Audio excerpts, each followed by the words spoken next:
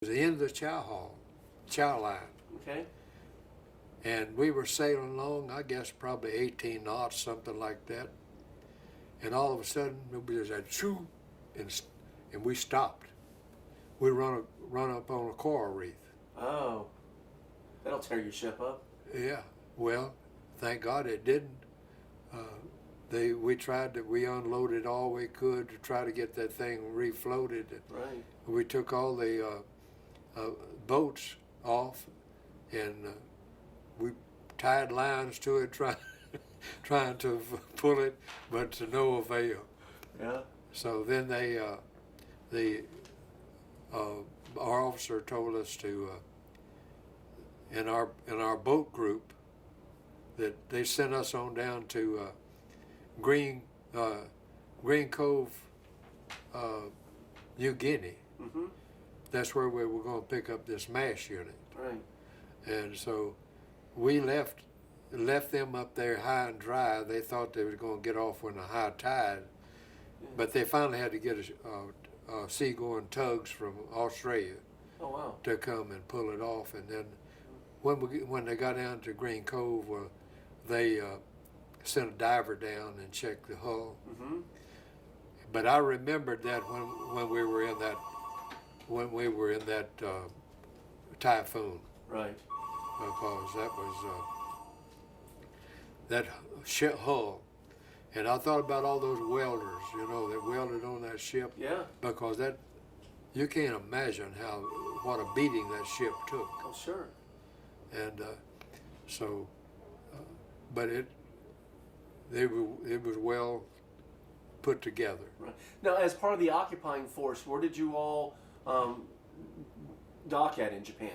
We went. Our ship went to Wakahama. Okay, yeah, Yokohama. Yeah, we went there and unloaded our troops and the equipment there. And what did you do? Did you stay there for a while, or yes? Did you get off the boat? We were very fortunate that we were able to go ashore. Of course, we had a armed escort, mm-hmm. but we went up on the mountain and looked down in the valley down where the bomb. Oh, so you could see the destruction. Had dropped. Yeah. And so when we came back to come back to the ship, there was a big pile of rifles at the end of the pier there. Mm-hmm. And our captain, our officer in charge of that group, told us that you guys, y'all want to get you a souvenir, get one, and we'll get it home for you. Is that right? So we got it, and they told us to tag it, and put our name and a home address, and the carpenter shop built boxes for them and shipped them home. So you brought home a Japanese rifle with you? I have a Japanese rifle that I took at Wakahama. Oh, that's cool. Yeah.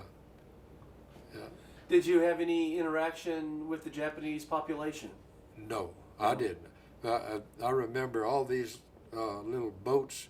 They're little like PT boats or something like that size, and these sailors, Japanese sailors, stand there looking at us and just make the hair on the back of your head stand. Stayed away from them. Yeah. Oh, look, you could feel the animosity. Yeah, I suspect you could. And so we didn't try to.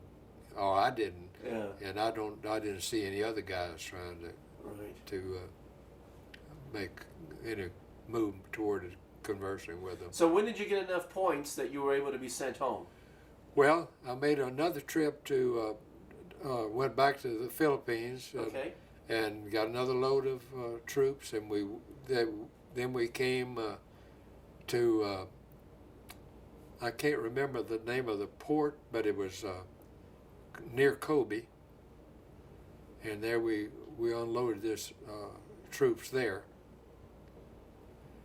And that was when then our captain told us that, now guys, we're going to unload this crew in double time, because they're going to be wanting to leave some men here with boats. He said, I don't want to leave any of my men behind. Oh. So we did that. We worked diligently and got that off, and we set sail at nighttime. Is that right? Yes. Yeah, we're back to the Philippines and back to Manila, and took on another load, and we came to San Francisco. Okay. And we made, I think it was 3 trips back and forth from San Francisco to Manila. You logged some miles in, didn't you? Yeah, we did a lot of mileage, yeah. And you were bringing troops home? Bringing troops home, uh-huh. Okay. So then after we made our last trip from the bringing troops home, we went from San Francisco to the Panama Canal, and went through the canal and then up the East Coast to New York City. We went to Brooklyn Navy Yard, Mm-hmm. and so that's where I left the ship there. But Warren, you really put some miles down. I mean, you Well, traveled. I wasn't through yet. Wow. So, yeah, I got a month's leave Mm-hmm. for home then, and then I was reported back to Oklahoma, to Norman, Oklahoma, the Naval Air Station there. Right. I was thinking that to be discharged, I had volunteered on what they call the V6 program. That was victory plus 6 months. Right. Well, my 6 months, was by that time was winding down, and so I thought, well, I'm going to be discharged here at Norman, and I'm going to be home before long. And that's really what you actually thought was going to happen. Oh, I knew it was, yes, because there was an unwritten agreement that within so many days they wouldn't deploy you. Right. Well, one of the guys came by and said, Huggins said, have you looked at the bulletin board? And I said, why should I? He said, it might be to your advantage to look at it. So I went and looked, and lo and behold, there was a shipment draft, they called it, to go to San Pedro, California. Okay. And oh my, you're talking about unhappy. I suspect so, yeah. I was unhappy. And I went to San Pedro, California, and went aboard a little PCE craft, Patrol Craft Escort. Mm-hmm. I forget the number of it, it's a string of numbers that long. Right. And we left San Pedro down the west coast of Mexico. We got down about halfway to Salina Cruz, Mexico, where we had to lay in to. We busted a piston in one of the engines, and we had to stay there until we could get a new piston and sleeve from San Diego. And we laughed and we fussed and cussed about they must be sending it by mule. It took so long. Right. Well, we got the engine repaired and we took off again, and we was going to Jacksonville, Florida, is where we Now, this is a small ship, right? A crew Yeah. of, like, what, maybe 30, 40 20, people? 20 Yeah. 30 men, some Right. maybe 30. And so we got to the Panama Canal and we breezed through there. And I said, well, we're on our way across the Caribbean. We're going to Jacksonville and I'll get out. Well, surprise. I wound up at Key West, Florida. And they pulled this little craft out of the water and sandblasted the outside of it, and we went through the engine room and got it all up to snuff and ready to, for mothballing. Put us back in the water, and then we went up to the river there, Jacksonville, to Green Cove Springs. Mm-hmm.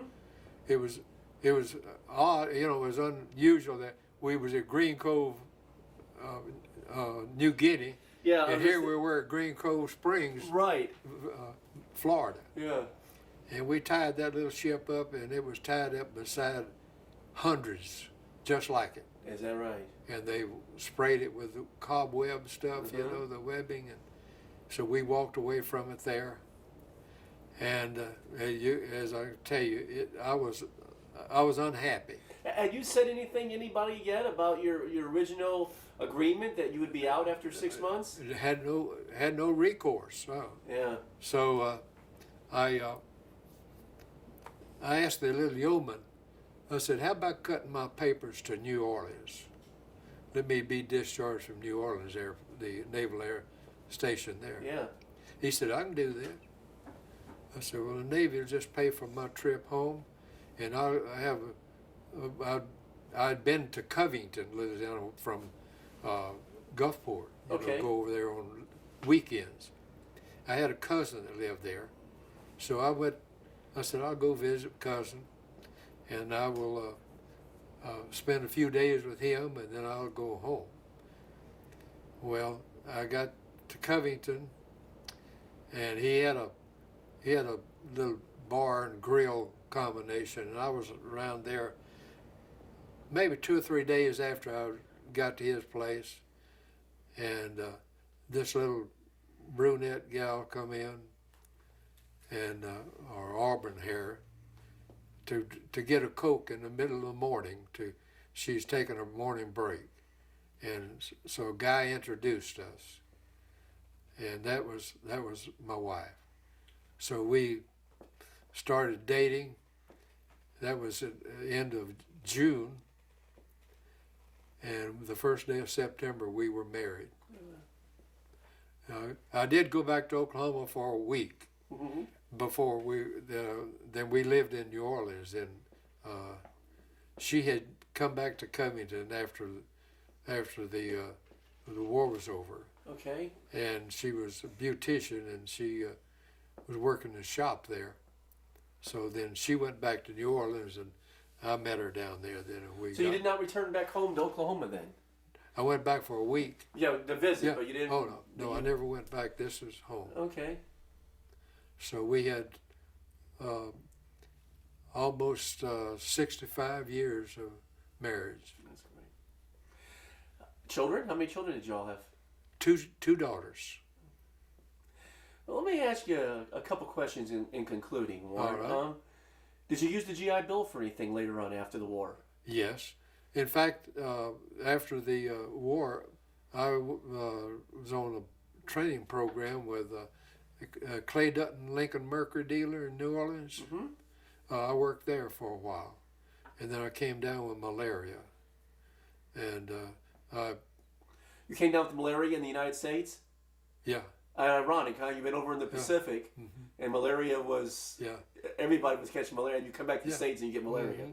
And so I was down for a week at a time. Every month it would reoccur. Right. So I had to give that up, and we moved back to Covington. And so a druggist there, a compound druggist, he fixed me up some medicine. He said, "If you'll take this, I guarantee you I can kill that." And it did. Oh, great. Yeah. When you think back on the war today, Warren, what kind of memories does it stir in you? Did the war change you in any way? Oh, the war changed my life completely. Yeah. I never once dreamed, of the life that I've had.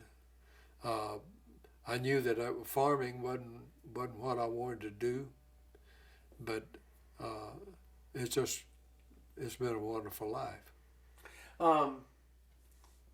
You visited the National World War II Museum Yes, in New Orleans. In your opinion, do you think it's a good tribute to the war and the people who served in the war? Absolutely. Yes, I recommend it. I appreciate the effort that the workers and all have put forth there. Yeah. Well, in concluding then, let me ask you, Warren, do you think that today, our country as a whole, our society, understand what World War II was about and what you guys went through? No, they don't have a clue. My thinking, our nation was at one during that time. We had one goal, and that was to survive, to beat Japs and the Germans. Everything was focused toward that, from raising farm goods to the ships and all.